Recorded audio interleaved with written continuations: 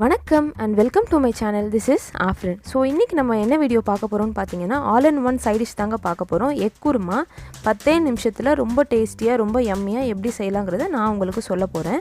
So நம்ம சேனலை நீங்க இன்னும் சப்ஸ்கிரைப் பண்ணலனா சப்ஸ்கிரைப் பண்ணிருங்க. இந்த வீடியோ கண்டிப்பா உங்களுக்கு பிடிக்கும். லைக் பண்ணி உங்க ஃப்ரெண்ட்ஸோட தவறாம ஷேர் பண்ணுங்க. முட்டையில எவ்ளோ பெனிஃபிட்ஸ் இருக்கு நம்ம எல்லாருக்குமே ரொம்ப நல்லா தெரியும். அது ரொம்ப புரோட்டீன் ரிச், விட்டமின் டி அதுல ரொம்ப ஜாஸ்தியா இருக்கு. மினரல்ஸும் ரொம்ப அதிகமாவே இருக்கு. நம்ம இன்னைக்கு உடைச்சு ஊத்தி தான் முட்டை செய்ய போறோம். சோ என்னென்ன இன்கிரிடியன்ட்ஸ் வேணும்ங்கறத பாத்துறலாம். நான் இதுக்கு 3 முட்டை எடுத்துக்கிறேன். உடைச்சு ஊத்தி முட்டை செய்யிறதுக்கு முன்னாடி ஒரு சின்ன டிப் நான் சொல்றேன். அதை ட்ரை பண்ணி பாருங்க. சோ முட்டை நல்ல முட்டையா இருக்கணும் நம்ம யூஸ் பண்றது. அதுக்கு என்ன பண்ணுங்க, ஒரு பாத்திரத்துல தண்ணி எடுத்துக்கோங்க. அதுல இந்த முட்டையெல்லாம் மெல்ல மெல்ல டிராப் பண்ணுங்க. கீழ போய் செட்டில் ஆயிடுச்சு அப்படினா அது நல்ல முட்டை. மேலே ஃப்ளோட் ஆச்சுனா அது கெட்டு போன முட்டை. டைரக்ட்டா நம்ம உடைச்சு ஊத்தி நம்ம குருமா வீணாயிட கூடாது இல்லையா? அதனால இந்த ப்ரீ செக்கிங் மட்டும் செஞ்சுட்டு ஸ்டார்ட் பண்ணுங்க. இது கூட நான் 2 சில்லு தேங்காவை வந்து நல்லா அரைச்சு எடுத்துக்கிறேன் பேஸ்ட் பண்ணி. 2 தக்காளி நல்லா நறுக்கி எடுத்துக்கிறேன். 15 சின்ன வெங்காயத்தை சின்ன சின்னதாக நறுக்கி எடுத்துக்கிறேன். 1 டீஸ்பூன் கரம் மசாலா எடுத்துக்கிறேன். கரம் மசாலாவோட லிங்க் நான் கீழே ஷேர் பண்ணியிருக்கேன். இஞ்சி பூடு விழுது 1 டேபிள் ஸ்பூன் எடுத்துக்கிறேன். மல்லிப்பொடி 1 டேபிள் ஸ்பூன் எடுத்துக்கிறேன். மிளகாய் வத்தல் தூள் 1/2 டேபிள் ஸ்பூன் எடுத்துக்கிறேன். மஞ்சள் பொடி 1 டீஸ்பூன் எடுத்துக்கிறேன். ஸோ மிளகாய் வத்தல் தூள் குழந்தைங்க இருந்தாங்க அப்படின்னா காரத்தை கண்டிப்பாக கம்மி பண்ணிடுங்க. நம்ம பேன் நல்லா சூடானதுக்கப்புறமா 2 டேபிள் ஸ்பூன் எண்ணெய் ஆட் பண்ணிக்கிறோம்.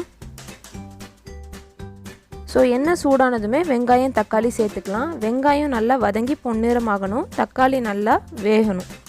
பெரிய வெங்காயத்தை விட சின்ன வெங்காயம் நல்லா டேஸ்ட் கொடுக்கும்னு தான் அதை எடுத்துக்கிறோம். ஸோ இப்போ 3 நிமிஷம் ஆயிடுச்சு. நல்லா வெந்துருச்சு, ரெண்டுமே நல்லா வதங்கியாச்சு. இப்போ நான் மஞ்சள் பொடி, கரம் மசாலா, மல்லிப்பொடி, மிளகாய் வத்தல் தூள், இஞ்சி பூடு விழுது, அரைச்சி வச்சுருக்கிற தேங்காய் இது எல்லாத்தையும் சேர்த்துக்கிறேன். இது கூட தேவையான அளவுக்கு கல் உப்பும் ஆட் பண்ணிக்கிறேன்.